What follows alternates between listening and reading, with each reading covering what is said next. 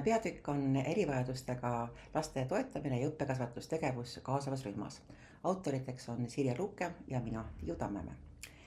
Kujutage ette rühma, kus iga laps sõltumata oma kodukeelest või erivajadusest saab tunda ennast väärtuslikuna ja osaleda kõikides tegevustes.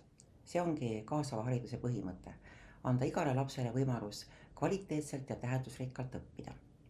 Tänapäeva rühmad on väga mitmepalgelised. On lapsi erineva kodukeelega, erivajadustega, iseloomuomadustega ja tegelikult märksõnadeks, et kõik saaks kaasatud, ongi hoiakud ja koostöö. Kui kõik täiskasvanud mõtlevad, kuidas seda last saaks toetada, missugused on tema vajadused ja võimalused, kuidas neid väiksemas grupis õpetada, kuidas luua selline turvaline, mänguline, vaba õhkkond, siis on lapsel hea olla ja siis ta tegelikult ka õpib.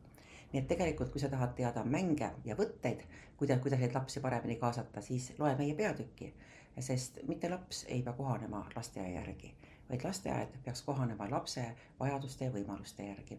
Edukat kaasamist!